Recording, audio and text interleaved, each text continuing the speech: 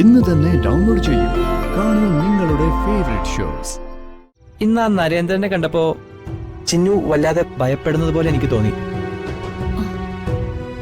നരേന്ദ്രൻ വന്നപ്പോഴുള്ള ആ വെപ്രാളവും പരവേശവും ആരോടും പറയാതെയുള്ള പുറത്തുപോക്കൊക്കെ കണ്ടപ്പോ ഒരു സംശയം തോന്നിയെന്നുള്ളൂ. ഒരു ഡ്രൈവറോട് എങ്ങനെ പെരുമാറണമെന്നൊക്കെ എനിക്കറിയാം. ഓർഡർ എങ്കിൽ ഓർഡർ, അങ്ങനെ തന്നെ താൻ കരുതിക്കോ. താൻ വണ്ടി എടുക്കടോ.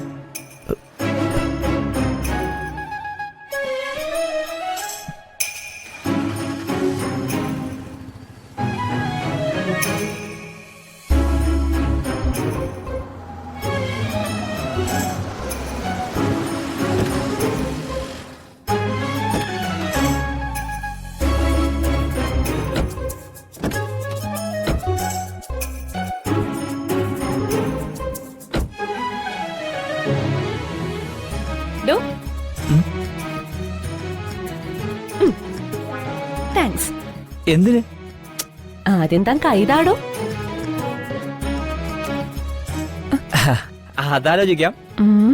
താനിപ്പ എന്നോട് പറയേണ്ടത് താങ്ക്സ് അല്ല, സോറിയാ. അത്രയും നേരം താൻ എന്നെ വിളിച്ചു പോലെ പറഞ്ഞില്ലേ?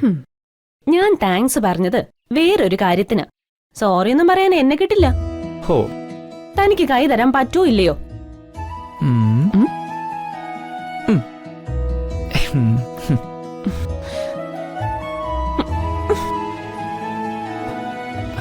ഇനി ഞാൻ കൂടുതൽ കേൾക്കാൻ ആഗ്രഹിക്കുന്നില്ല. ഒരു ഷേക്കാനല്ല എനിക്ക് വേണ്ടത്. തന്നേക്കാം.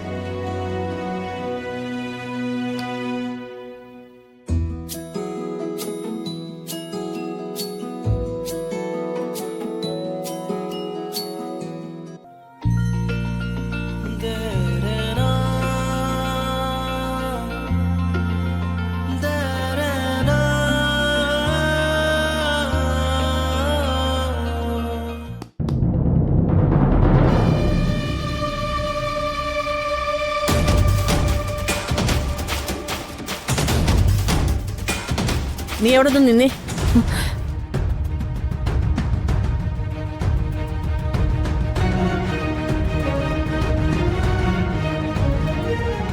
നീ എവിടെ പോയതായിരുന്നു? ഞാനും അമ്മയും കൂടി മാർക്കറ്റിലേക്ക് പോയതാ. തോന്നിയതുപോലെ ഇവിടുന്ന് ഇറങ്ങി പോവാനും തിരിച്ചു വരാനും ഇത് സത്രമല്ല, എന്റെ വീടാ.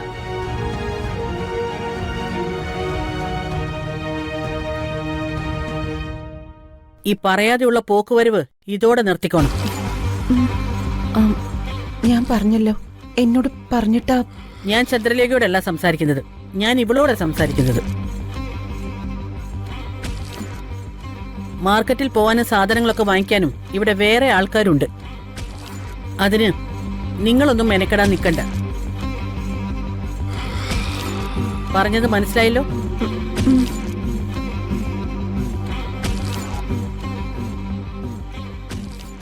അപ്പോഴേ ചന്ദ്രമ്മ പറഞ്ഞത് കേട്ടാ മതിയായിരുന്നു.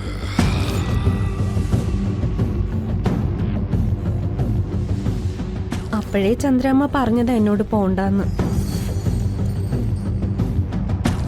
എന്നും വൈകുന്നേരം ഓർഗാനിക് ഫ്രൂട്ട്സ് ആണല്ലോ മാഡം കഴിക്കാറ്.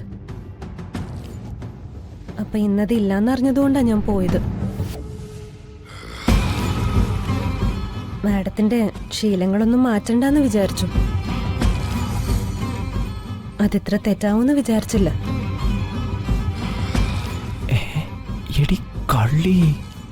മാഡം എന്നോട് ക്ഷമിക്കണം. എന്റെ അറിവില്ലായ്മ കൊണ്ട് പറ്റിപ്പോയതാ. ശരി.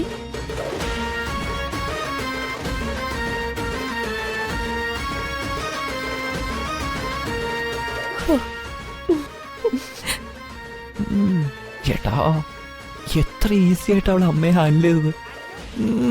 വിളഞ്ഞ വിത്ത് തന്നെ.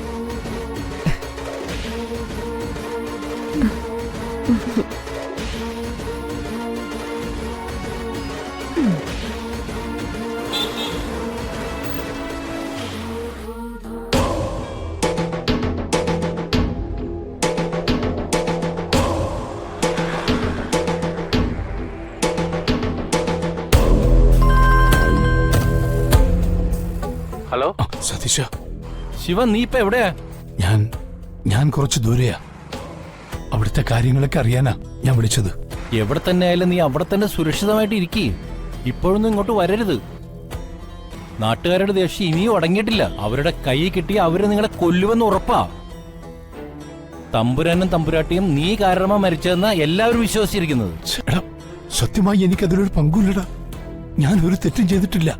എടാ, അത് നീ പറയാതെ തന്നെ എനിക്കറിയാം. എന്നായാലും സത്യം പുറത്തു വരുമല്ലോ. അത് കഴിഞ്ഞ് നിങ്ങൾ ഈ നാട്ടിലേക്ക് വന്നാ മതി. പിന്നെ ഈ പ്രശ്നം മാത്രമല്ല, മറ്റൊന്നുകൂടിയുണ്ട്. എന്താ? തമ്പുരാനെയും തമ്പുരാട്ടിയെയും കൊന്നിട്ട് നീ മണിമാലയും കൊണ്ട് കടന്നു കളഞ്ഞു എന്നാ ഇവിടെ എല്ലാവരും വിശ്വസിച്ചിരിക്കുന്നത്. അയ്യോ, നീ മണിമാല എങ്ങനെയെങ്കിലും ഇവിടെ എത്തിക്കാൻ നോക്ക്. അപ്പ തന്നെ പകുതി പ്രശ്നം തീരും. ദേവിയുടെ ശാപം കൂടി വരുത്തി വെക്കണ്ട. ദേവിയുടെ മണിമാല ഞാൻ മോഷിക്കേ? ഓ, എന്തൊക്കെയാ സതീശ നീ പറയുന്നേ?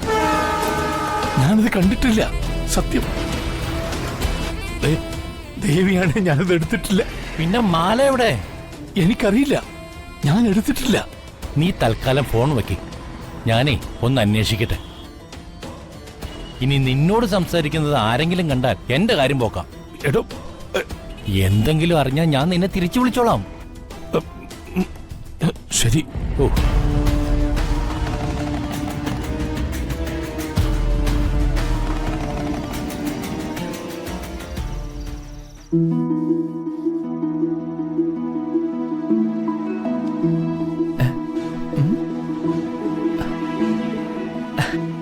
ചന്ദ്രാമ ഒറ്റയ്ക്കുള്ളോ?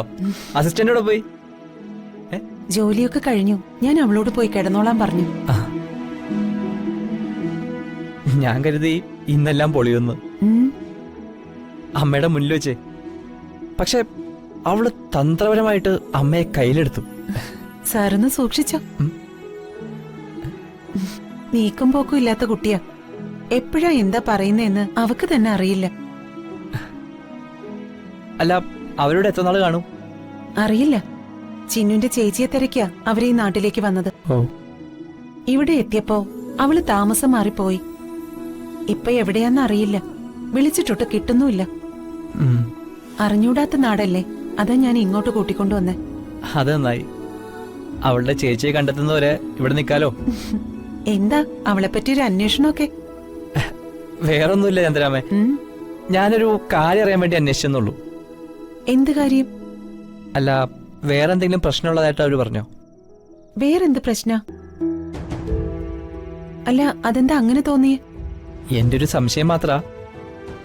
ഇന്ന് ആ നരേന്ദ്രനെ കണ്ടപ്പോ ചിന്നു വല്ലാതെ ഭയപ്പെടുന്നത് പോലെ എനിക്ക് തോന്നി. നരേന്ദ്രൻ വന്നപ്പോഴുള്ള ആ വെപ്രാളവും പരവേശവും, ആരോടും പറയാതെയുള്ള പുറത്തുപോക്കൊക്കെ കണ്ടപ്പോ ഒരു സംശയം തോന്നിയെന്നുള്ളൂ.